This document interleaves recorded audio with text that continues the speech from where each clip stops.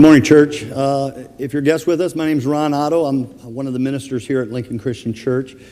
I get to unpack something here today. Just real quick, look into next week. Next week, I'm going to show you what we're calling the map. The whole sermon is to get this idea launched that we've created here. This is uniquely ours. We've created a spiritual roadmap, a journey with some well-placed mile markers. I get to unveil that to all of us. It's something we want to take the whole church through. The elders are on board, the staff are all on board, and I get the opportunity to present it for the first time. So I'm kind of giddy about that. Next week, please come back and be a part of that. You'll all get a copy of what that map is all about. And if there's any guest you've been thinking about, that would be a great time to invite them, all right? Because we're going to talk about taking seriously our spiritual journey. We're just... As a church for years, we've offered our people menus. We're tired of offering you a menu. We're giving you a map now.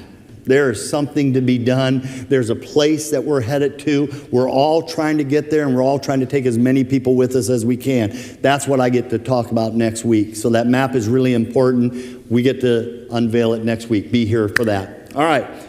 So if you're also new with us, today we wrap up our series, our summer series in the life of Moses.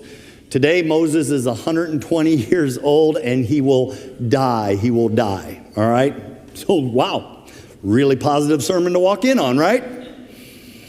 Man, I was feeling old. I'm just going to tell you, recently I've been in a little state of the blues, depression a little bit, but it's not overwhelming. You don't have to freak out about it. Just a state of blues. And again, if you're new, I'm wearing a heart monitor today. I had a little heart procedure. I was just feeling that, and heart issues at the age of 39 is just unbelievable. And then I've been scuba diving. Man, I've been scuba diving for over 30 years every summer, and this summer I didn't get to go scuba diving. I still went out to Colorado, and even though I climbed one mountain I wasn't supposed to climb, I had a hit list of 4 altogether, and I didn't get to do that. So I was at home. It was one of those dreary days, and sitting there just looking out the window. And I was feeling sorry for myself, feeling old. And then that's when it caught my eye. One of the most attractive blue jays I've ever seen in my life flew into my yard. And I was like, well, hello, how you doing? And watching him for a moment. And then just like all of a sudden, right off his shoulder was a red-winged blackbird. And his black coat in that mist was just shining like, I just couldn't believe how brilliant his look was. And then there was a robin, and I was literally thinking, all that's missing in my backyard. And I no sooner said that, and in from my left came a cardinal, just the brightest red cardinal. And I'm sitting here watching these guys, and all of a sudden it just hit me. Am I bird watching?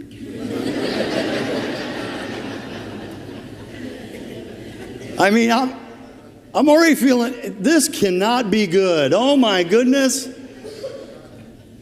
And I can name, all of a sudden it hit me, I can name like a half a dozen birds out there, an owl, an eagle, a hawk, a pterodactyl. I mean, I can do it.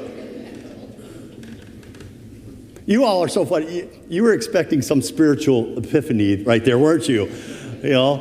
Jesus said, the Father takes care of the birds, so take care of you. No, I'm just feeling old. But thank goodness I'm not feeling 120 years old. Moses is 120 years old. His whole life breaks into 3 sections of 40 just beautifully. He spent 40 years in Egypt. Then he ran from Egypt, and he spent 40 years out as a shepherd in Midian. And then from there, God sends him at age 80 back to Egypt to help free the Israelites. And he spends the last 40 years leading Israel right to the very edge of the promised land. He's not allowed to go in the promised land. And if you don't know the story of Moses, you're like, wait a minute, what? The great Moses was given a view of the promised land, but he wasn't permitted to go in. Now he's up on this mountain, and in this moment, he's going to breathe his last. He's climbed his final mountain. He'll take his last breath. And God told him all of this was going to happen even before it took place. By the way, nobody knows where Moses is buried because God did that all on his own.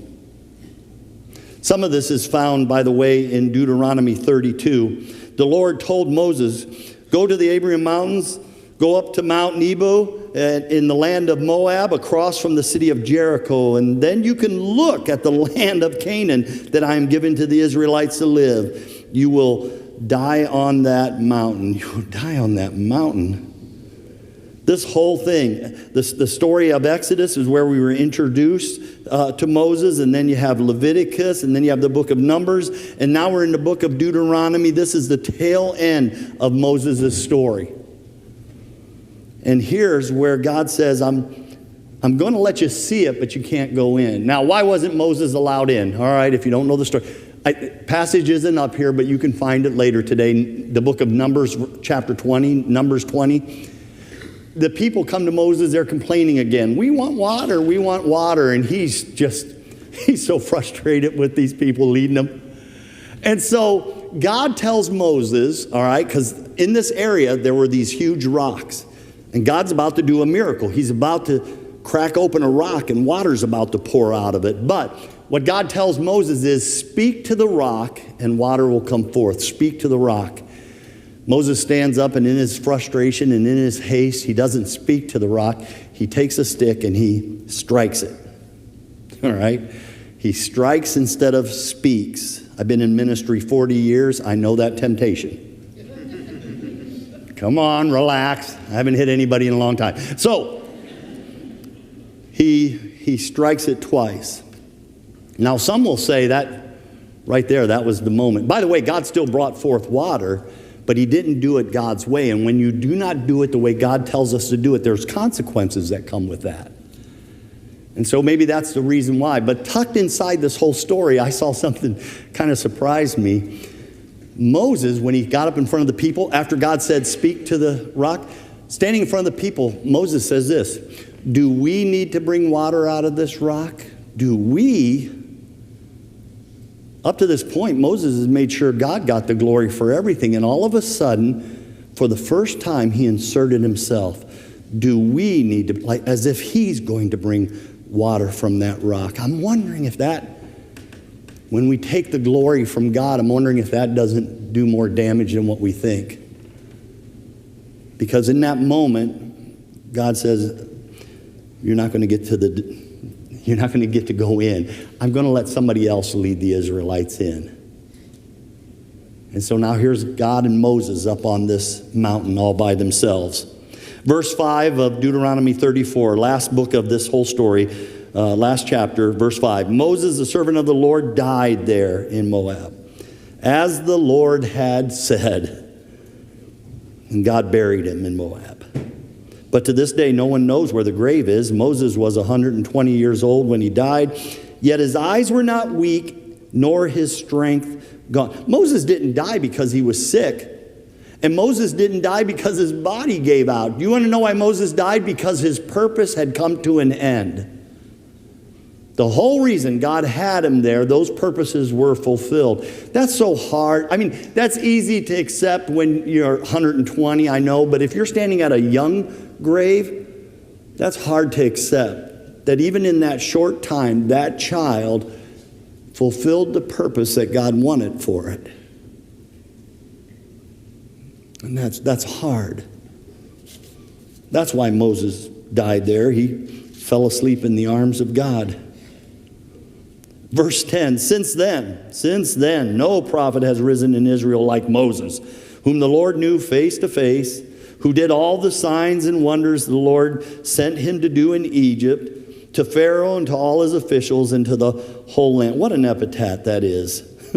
I mean, that's just amazing. And until you stop and you go, since then no prophet has risen in Israel. Until you stop and realize Moses has been writing the book of Deuteronomy. So who penned that? Did he just write his own epitaph and then, that was it? And I want to write my own epitaph. Big tombstone, Ron Otto. He rocked. Or something just... So someone else either wrote it for him or he penned it before he passed away. I got the impression someone else probably wrote that last chapter in.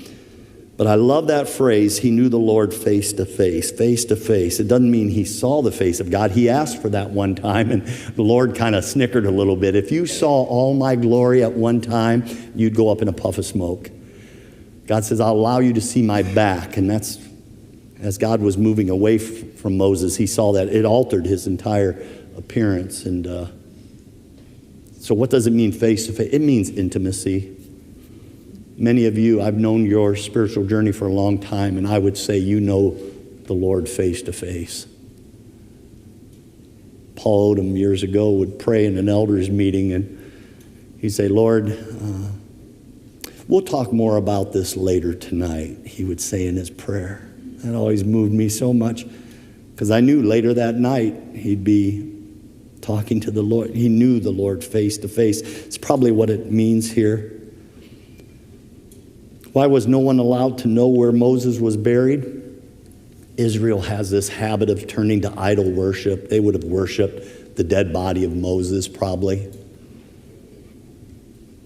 And then there's this weird verse, and I'm going to tell you, I can't explain it. I'm going to show it to you. There's a twist in this little story, because in the New Testament, we're told also about the body of Moses. And wait till you see this. In the book of Jude, in the New Testament, Jude, verse 9, the archangel Michael fought with the devil for the body of Moses, it says. What? Why would Satan want the dead body of Moses? Well, knowing his character, he would have desecrated it, or he would have used the dead body of Moses to humiliate the Israelites, or possibly he would have created a shrine and enticed them to come and worship the dead body of Moses, probably. But by the way, we don't build great big church doctrines on one verse in the Bible. If it's mentioned only one time, we're real careful with that. But somehow there's this battle, and God didn't want anyone to know where Moses was buried, and God didn't even want Satan to know where he was buried. And that's what brought me to my aha moment. If you're looking for an epiphany, here it is for you today. The tenderness of God. He allowed Moses to die with a strong view of the promised land, but it was God himself who swooped up that lifeless body and carried it to a grave. And he lowered it down in. And then God did its own burial. And when I allowed that to get into my soul, oh my goodness, the tenderness and love of God in this story is overwhelming. And it's also true for you and I. Line up all the people who have ever loved you. Line up all the people you're convinced this person loves me. Add it all together, and all those people's love, it can't even compare to the love of God that he has for you today. Yeah, God doesn't stick his hands down in dirt very often. Beth Moore taught me this. She pointed out that God only sticks his hand in the dirt a few times.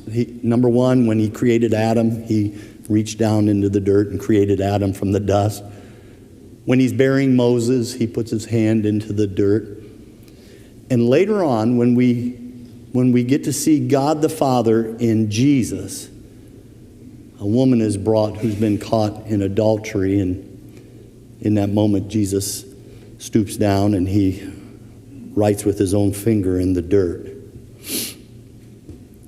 And then he stands up and he defends that broken woman fiercely. Here's this tender moment of Moses' lifeless body, 120 years old, being carried to a private ceremony, to a private grave. This is going to be just between God and his servant's body, and he tenderly lays him in, and then he covers him. Old timers in this room sang for years, "He hideth my soul in the cleft of the rock, that shadows a dry, thirsty land. He hideth my life in the depths of his love, and then he covers me there with his hand." That same tenderness today is is right within reach of you and I. This is not a sermon of, I want you to go out and try harder. This isn't a sermon of, I need you to do more. That's not what this sermon is all about. This sermon is simply a call for you to come close and just marvel for a moment at the tender love of God. Just marvel at it. And then give him all the glory. This whole series is about giving him glory that's due to just him. And as thankful as I am to be loved all of my life, there's always people in my life to love me, and I'm loved dearly now by family members and wife, and none of it compares to the love of God. And it's changed me. A Mennonite and Amish custom, that's the way I was raised, is to bury our own. The grave diggers come and dig a grave, but all the dirt is left right there. They don't even do that anymore. They move the dirt away. And inside that mound of dirt, there's usually a half a dozen shovels. And so I had a hand in carrying my grandparents out, all four of them, to their grave. We lowered them down in the grave, and then my uncles went first. They grabbed those shovels and started burying their own parents. And then it was time for the grandsons, and all the grandsons, my cousins and I, and we laid our grandparents to rest. Then my dad passed away. Now, even though he was cremated, I carried my dad's urn to the grave. We lowered it down into the hole, and then I grabbed a shovel and my brother-in-law, and then I watched my children, my sons and my daughters. They all took turns burying their grandpa. Something very special about we lay our loved ones to rest. It's just symbolic. And I watched the tenderness of a dad one time. It messed me up for days. I watched the tenderness of a dad carrying a small baby casket, and he carried it himself into that cemetery that day. I couldn't squeak out a word. This picture of God carrying Moses is almost like what many of you parents have done when your small child fell asleep in the back of the car on the way home. And you open up that back door and you swoop up that child and you carry him into their bed. Just come. Come and just for a few moments, just marvel at the tenderness of God in this story, and then know that that tenderness is also toward you. One of the things God gives us to help us through the pain of this world is a view of the promised land. Come on, can't you see it? It's deep inside of you right now, this view of heaven. And the world will tell you it's a myth, it's all made up. They can't see what you can see. You can see the invisible today. You can see it. You know it's real. You know it's there. You want your friends. If you were invited here today, whoever invited you, man, they have such a desire for you to have that too. There's only a single gate. It's not hard to go to heaven. It's a single gate through. Jesus said, I am the door. I'm the door. No one comes to the Father except through me. Just a single gate. It's not hard to go to heaven. But God gives us that vision. Only a few have had that vision of paradise, by the way. The Apostle John, I see a new heaven and a new earth, he said. He was shown that. The thief on the cross, said, he was told, today you will be with me in paradise. In his last moments, Jesus turns his attention toward paradise. And then Stephen. Oh, they didn't like what Stephen was preaching. The deacon Stephen in the book of Acts, he's preaching Jesus, and they're going to stone him for that, by the way. They scream and they yell at him, cover their ears, the Bible says. It's such an image you see on TV sometimes today of people protesting and just screaming, and that's what they did in the book of Acts. They did not want to hear the name of Jesus. And in that moment, instead of Stephen going silent, he doubles down. He goes, oh, I can see into heaven, and I see Jesus standing at the right hand of God. He just doubles down. I see right in there. In your heart, you can see this. Now, if Moses was here today, I got to tell you, even though he saw God face to face, do you know he would marvel at what you have with Jesus Christ? He'd be like, wow, You get Jesus, really? Because that moment of seeing God in Jesus is so much greater than anything they had in the Old Testament. You have him, really? Wow. It's why we sing. Blessed assurance, Jesus is mine. Oh, what a foretaste of glory divine. I am an heir of salvation. I am a purchase of God. I'm born in his spirit, and I'm washed in his blood. This is my story.